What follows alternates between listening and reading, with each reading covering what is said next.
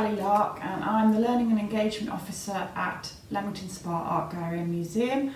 I also happen to be a part-time ceramic artist in my own time, and I'm running for you a series called Clay on a Tray, which run alongside our exhibition called Making Histories, which is a ceramics exhibition. Do have a look at the videos online if you've missed them, and if you missed lesson 1, which was a kind of fun warm-up last week, do have a look for that as well on our YouTube channel. Anyway, today we're going to be learning how to make our first pot, and we're going to be making a pinch pot. Hopefully you can see that okay. Now, don't be fooled into thinking that pinch pots are just for kids. They're not. There are many ceramic artists who use this simplest method. Now, as a potter, the most precious things you have are your hands. So all the other tools are sort of superfluous to your hands, really. These are the most precious things. So you have cut your clay with your string, like we did in the video last week. And the next thing we're going to do is to make it into a ball. So don't start off with too much clay, nothing bigger than the palm of your hand. Hand-sized things are the way to learn and the way to go forward. So you've got your ball of clay. Now you'll notice next to me, I've put an easel up with various different shapes of pots on them. And alongside learning to make pinch pots this week, I want you to fill your week with looking at things in a new way. Now maybe if you're interested in ceramics, you already look at the nuances of form. I want you to start looking at forms around your house. Now those might just be forms of mugs that you've got, or vases, or bowls.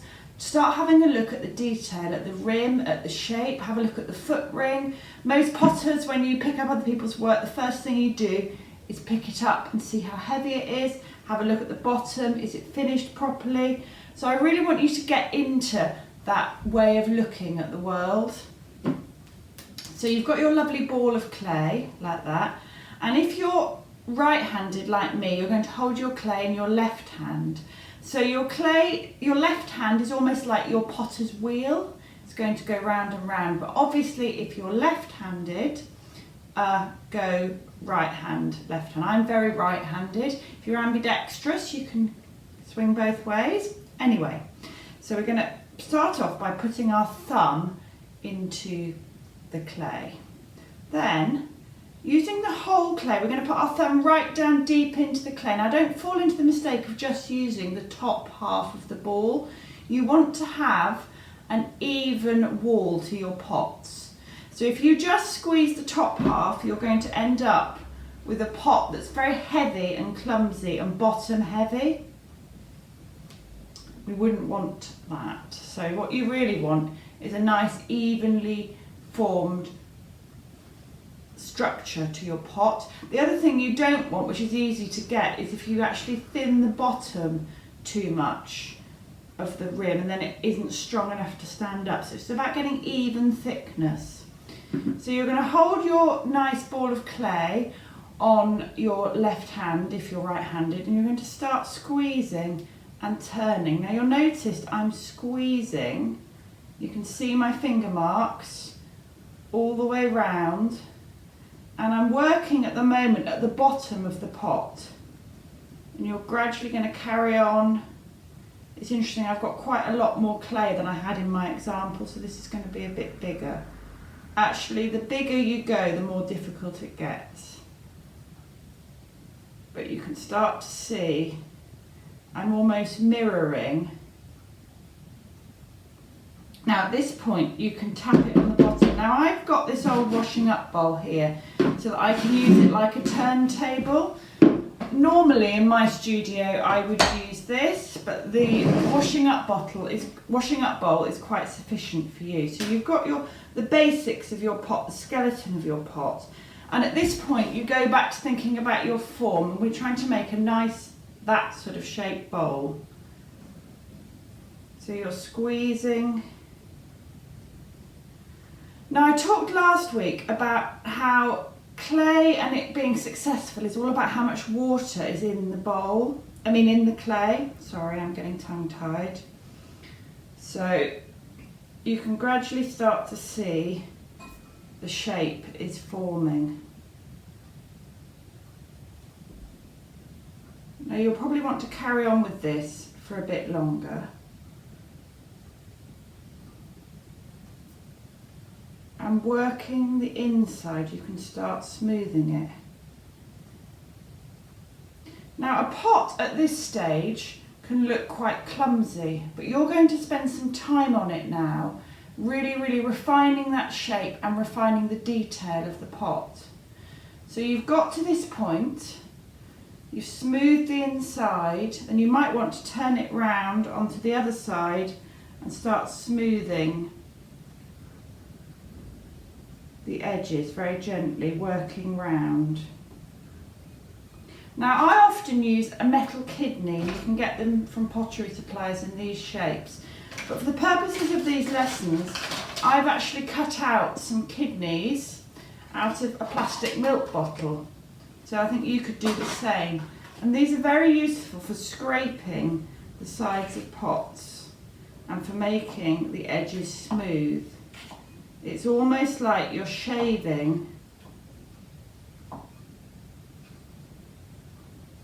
the edges of the pot to really refine and form that shape.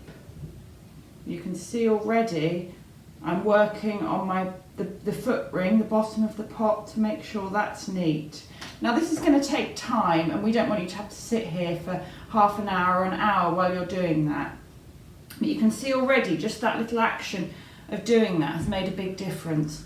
The other thing that makes a big difference is to tidy up your rim. Just like forms, look at rims of pots and see how they vary and how different they are.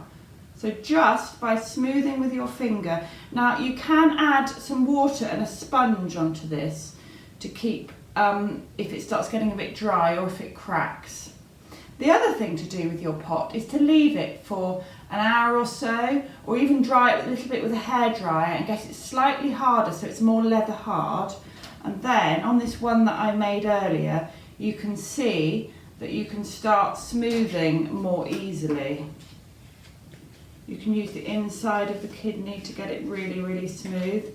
Now one trick when you're learning ceramics is to add texture. So you've got smooth bits of pot and textured bits of pot. So I've got the textured rim here, and that really helps to create a bit of contrast, which is visually quite appealing.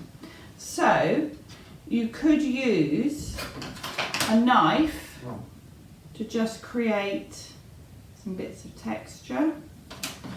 Bizarrely, the end of old felt tips look really great, and they create a bit of texture. So if you create a bit of texture and you smooth the sides and you have contrast, that can really help your pot look good as well. So remember, pottery is about repeat learning, try and try again, maybe make 2 or 3. One beginner's activity that I often suggest is to make one pot that's as textured as possible and then one that's as smooth as possible, and play around with different rims. So have fun, and if you have any success, do please post your pictures on social media, on our social media pages. The links will be on at the end of the film, and I'll look forward to seeing you next week.